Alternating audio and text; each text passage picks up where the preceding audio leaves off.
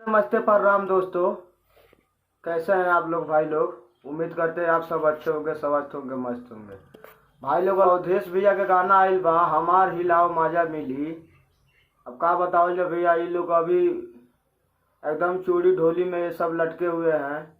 और छोटे छोटे सिंगर बहुत आजकल आगे निकल रहे हैं, बढ़िया बढ़िया सॉन्ग गा के। अभी तो कोई यही है।